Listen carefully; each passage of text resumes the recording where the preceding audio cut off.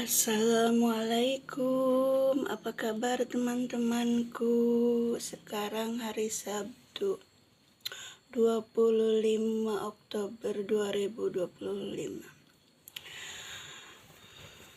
Aku sudah dengar Lesti sekarang lagi hamil anak ketiga. Selamat ya, jaga kesehatannya. Aku juga dulu di pikiranku ingin punya anak itu lagi usianya waktu muda tidak mau sampai tua hamil terus begitu. Jadi aku hamil masih muda, sekarang usiaku 2025 itu 49. Anak pertama Ragil Anggara 2025 27. Anak pertama Teja Ningrum 2025, sekarang 29 tahun.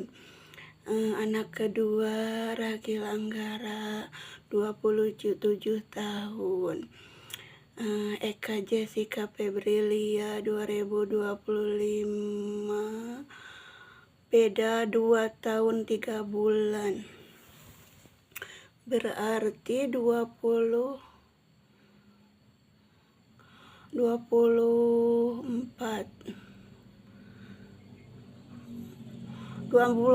lebih 25 tahun nate Januari nanti Februari 25 nanti 2 Februari 2021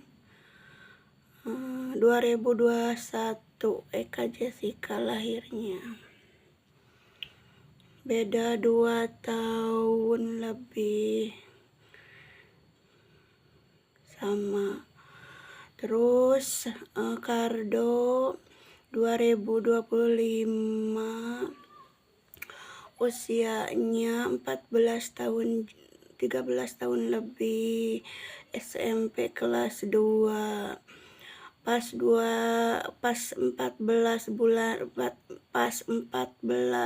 tahunnya Februari. Jadi kalau dilihat tanggal kelahirannya, anak pertama lahirnya November, kedua November, anak ketiga Februari, anak keempat Februari, begitu di akte kelahirannya. Jadi usiaku dulu 20 tahun punya anak 1. Nah, sekarang sudah 49 tahun jalan. Jadi serasa kepedihan, kecapeannya dulu itu sudah tidak terasa. Kalau itu manfaatnya punya anak masih muda. Jadi sekarang anak-anakku sudah pada dewasa. Jadi serasa bagaikan anak ABG lagi. Jadi begitu. Jadi senang, paling capek kerja nyari duit. Kalau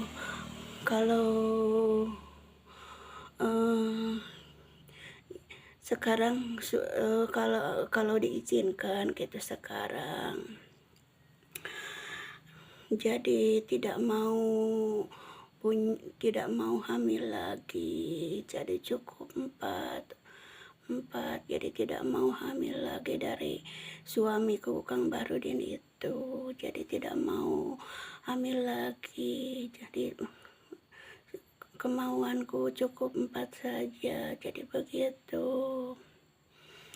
Dari suami Kang Barudin itu saya sekarang belum cerai gitu.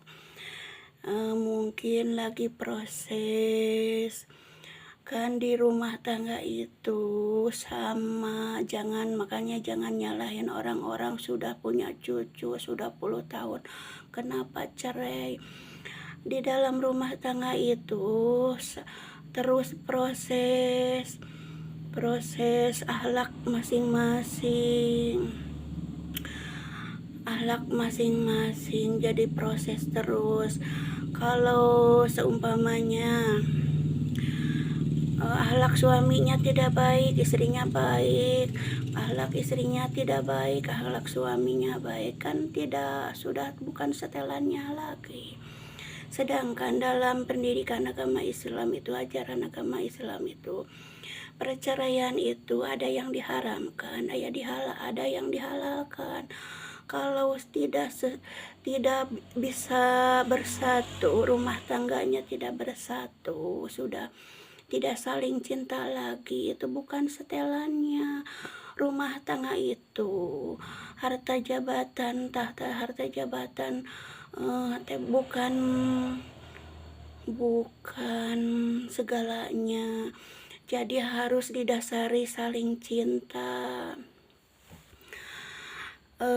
Makanya harus saling cinta paling utama. Coba pikir sama kalian, kalau kalian dipaksa punya suami tidak cinta, sanggup melayani suami siang malam, batinnya, tenaganya, apalagi suami sama ke istrinya, bisa sanggup, bisa kuat melayani istrinya, tidak dicinta pikirannya, batinnya, tenaganya. Jadi begitu, yang dipakai kekuatan itu akhlaknya, kasih sayangnya, jadi cintanya. Bisa bertahan itu karena cinta, bukan harta benda, bukan materi. Jadi kalau tidak, kan banyak manusia bego ya, harus tegas. Banyak suami bego, akhlaknya seperti hewan, bisa ngomongin orang, tapi tidak bisa ngaca. Harus maksa ke orang lain, jangan cerai, kasihan anak-anak, kasihan anak-anak, pertahankan rumah tangga. Boro-boro bisa ngurus anak, kalau diri sendiri dipaksa bertahan rumah tangga dengan orang tidak dicinta, sama saja bunuh diri. Boro-boro ngurus anak, ngurus dirinya juga sudah sakit. Nahan rumah tangga dipaksa dengan orang tidak cinta, jadi begitu. Kadang-kadang aku juga mikir, perempuan dengan perempuan tidak punya hati itu, coba kalau sama Gusti Allah dirinya tidak sesuai lagi dengan suaminya, tidak cocok dengan suaminya akhlaknya, jadi tidak berselera, rasanya tidak cocok, bukan setelannya. Dipaksa terus sama Gusti Allah itu harus ngurus suaminya, harus ngurus istrinya, tidak dicinta. Sama saja seperti pekerjaan zaman dahulu, Romusa dipaksa kerja keras, melayani company, melayani tuannya. Keadaan fisiknya sakit, batinnya sakit, jadi begitu. Maka aku tidak ngomongin masalah laki-laki, perempuan juga. Di sini banyak perempuan tidak, akhlaknya bukan perempuan tulen. Jadi kalau curhat sudah tidak sanggup rumah tangga dengan suaminya itu, bilangnya kasihan anak-anak. Bukan kasihan anak-anak, boro-boro ngurus anak, ngurus mertahankan dirinya sendiri juga, ingin kuat hidup, sudah capek. Jadi secara fisik, secara mental, kalau rumah tangga dipaksa dengan pasangan sudah tidak cocok lagi, itu sudah tidak cinta lagi, sama saja bunuh diri. Jadi aku paling benci sama perempuan tidak punya hati. Coba kalau si perempuan itu sama Gusti Allah tidak dicintakan sama suaminya, terus dipaksa sama Gusti Allah harus melayani suaminya yang tidak dicinta akhlaknya, fisiknya. Jadi modalnya modal harta benda, bukan modal kasih sayang. Bagaimana sakitnya, bagaimana penderitaannya. Aku tidak masalahkan masalah dengan laki-laki, beda kan, laki-laki tidak melahirkan, tidak mengandung, tidak melahirkan. Hanya saja kenapa perempuan tidak punya hati, tidak mau punya hati kalau dirinya gitu-gitu sama Gusti Allah, dipaksa dengan pasangan suaminya tidak dicinta. Bagaimana perasaannya, boro-boro ngurus anaknya, ngurus dirinya sendiri juga hidup di alam dunia. Sudah hampir maksa, bagaimana bisa ngurus anaknya. Jadi begitu ceritanya. Aku dari dulu juga yang bisa masuk jadi yang disebut nama guru aku dari dulu sampai sekarang, Ustazah Mama Dede, benar. Jadi nyambung denganku. Perempuan bego kalau ada istri mertahanin rumah tangga karena kasihan sama anaknya.